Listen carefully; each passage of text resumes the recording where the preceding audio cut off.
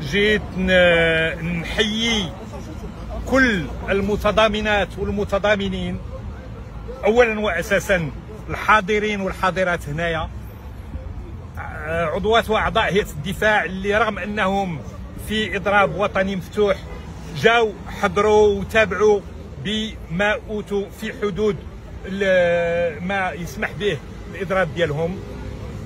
بغيت ايضا نحيي كل من تعبأ عن بعد، سواء بالتدوين او بالتعليق او بالنشر او بالاعلام او بالتعبير عن المؤازره للاهل. بغيت نخبر بان ما لاحظت في هاد اليومين ديال الاعتقال الاحتياطي او ديال الحراسه النظريه عفوا، ان امور تغيرات بشكل كبير جدا.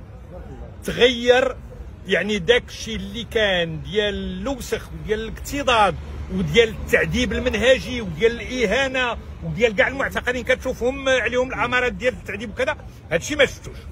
ولكن اللي ما تغيرش تقديري هو ان باقي الجوهر ديال السلوك الاستبدادي ديال الاجهزه ديال الدوله هو باقي المتابعه من اجل الراي، باقي المتابعه من اجل حريه التعبير، باقي المتابعه من اجل الاختلاف في التقدير السياسي، وباقي اساليب اللي كتمارس اللي تنافي المبادئ الجوهريه ديال القانون.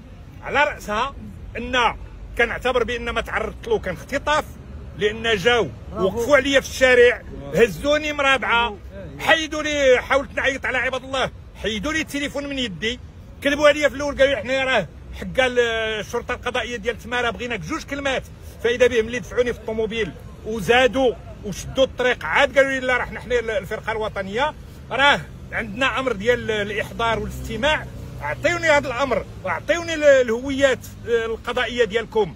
رفضوا انهم يديروا هذا الامر، وبقيت يعني من بعد سلموني الفريق ديالهم ديال الفرقه الوطنيه اللي دار لي محضر ديال الانصات، ومن بعد محضر الانصات فورا قالوا بان تشاوروا مع النيابه العامه اللي عطات الامر ديال الحراسه النظريه اللي بقيت كننتظر فيها لحد الان. وضاف لهذا واحد الاجراء ديال انه البارح جاو كيخبروني بانهم غادي يحجزوا الهاتف ديالي، في حين ان المحضر اللي كنت موقع عليه فيه فقط التدوينه اللي كيعتبروه هما بانها مسيئه ولا علاقه لها بالهاتف، ومازال محتفظين بالهاتف. انا غادي نلجا الاساتذه والاستاذات ديال الدفاع مشكورين باش نهار الاثنين نصبحوا شكايه الا كان ما يمكن لهمش هما يوقعوها باعتبار الاضراب، غادي نديرها بشكل شخصي. والعمل ديالي انهم يرجعوا لي التليفون ديالي، لان لا معنى انهم يدخلوا في الخصوصيات والحميميه ديالي فيما كنخزنوا في الهاتف ولا في غير الهاتف.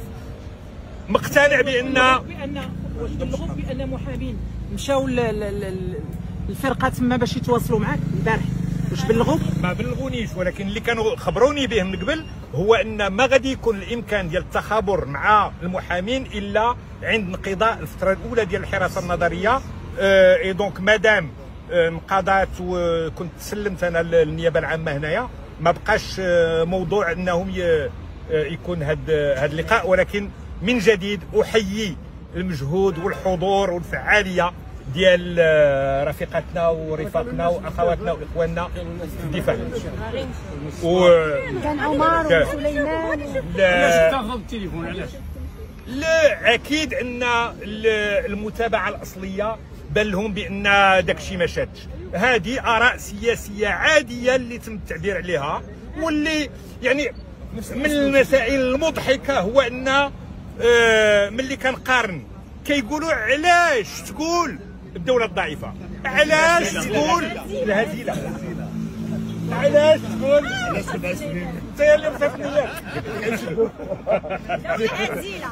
علاش تقول الدوله الهزيله، علاش تقول بان بيغاسوس استعملته الدوله المغربيه. بغيت غير نذكر بان الجمعيه المغربيه لحقوق الانسان في التسعينات فيما كيقولوا هما هذيك المرحله اللي قطعنا معها ديال سنوات الجمر والرصاص، واللي ما بقاش الان الحضور ديالها. في ديك الساعه الجمعيه كانت كتخرج اللوائح ديال الناس اللي كتهمهم بالجرائم ضد الانسانيه، و15 ديال اكبر الاطر العليا ديال الدرك، ديال الجيش، ديال المخابرات العسكريه، ديال الامن، وكتقول هادو مجرمين كيخصهم يتبعوا وكيخصهم يتعاقبوا على الجرائم اللي داروها، وما كانش مواجهه ولا متابعه قضائيه للاعضاء ديال الجمعيه او الاعتقال.